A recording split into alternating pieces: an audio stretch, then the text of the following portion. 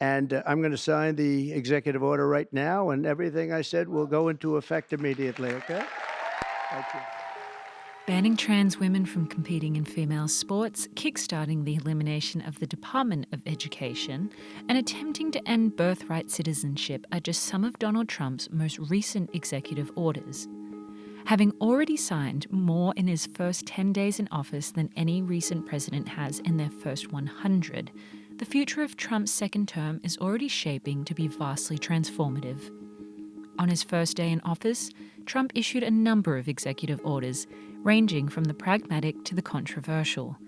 He rescinded 78 Biden-era policies, including withdrawing the US from the Paris Climate Accords and a dozen measures supporting racial equity and combating discrimination against gay and transgender people.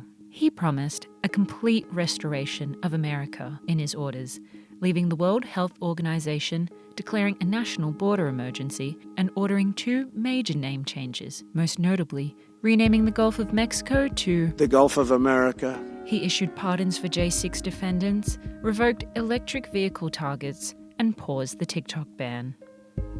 Article 2 of the Constitution vets the President with the power over the government, with executive orders that instruct the government to take specific actions to ensure the laws will be faithfully executed. But they cannot override federal laws and statutes. Statutes have to be passed by Congress and signed by the President. Or, if vetoed, then Congress must override the veto for the bill to become law.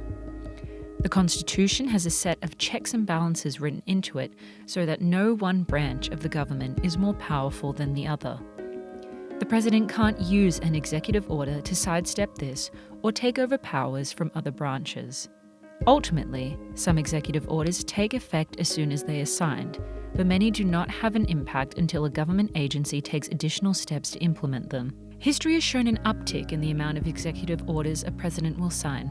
George Washington, the first president, only signed 8, while wartime President Franklin D. Roosevelt signed a record total of 3,721. In Trump's first term, he signed 220 and has already reached a quarter of that less than a month into his second term. The speed with which the Trump administration has taken these actions shows that the regulatory landscape is changing radically, and the impact on businesses have already begun, with Google killing its diversity goals as DEI falls out of favor under the Trump administration. How likely it is that Trump's orders will be upheld remains murky. They can be overturned if deemed unconstitutional and are likely to face ongoing legal challenges. Congress can also pass legislation that invalidates an executive order.